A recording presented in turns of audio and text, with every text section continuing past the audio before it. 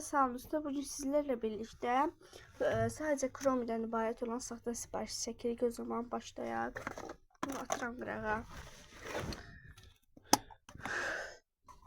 Buradan birini seçeceğim artık da neyim. Evet. Belə üzgün şəkildə ağlayır, şupur şupur. Bunu qoyuram dostlar bir tane. Ben bunu koyuram. Ya bu şeydi. Bunu tez almıştım. Ve bunu da YouTube'a çekebilmedim. Çünkü niye? Bunun içinde yoktu.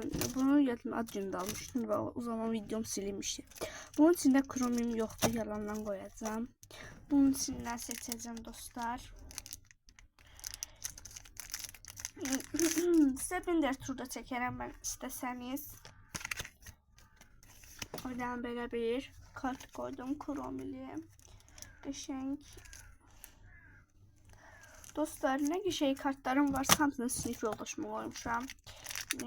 O da sevir Chrome kartlarını ve mənim kimi Chrome xəstəsidir. Bir tane de belə bir şey koyup koyuram. Dostlar, bu gün məktəbə getməmişdim. Yaman boğazım ağrıyırdı da dostlar. Hiç gedə bilmədim deyə hədiyyəmi götürəmədim. İnşallah birinci gün yerində qoyar.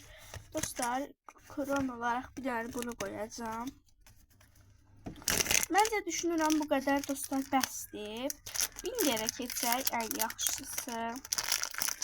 Bunların hamısını koydum içine böyle. 1000 lira keçsin. Dostlar, bugün parka gideceğim. Videosunu da koyarım size.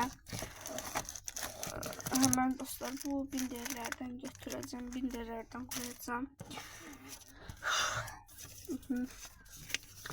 Çok şeyim yoktu dostlar. Dediğim gibi Chrome ile hiçbir şeyim yoktu.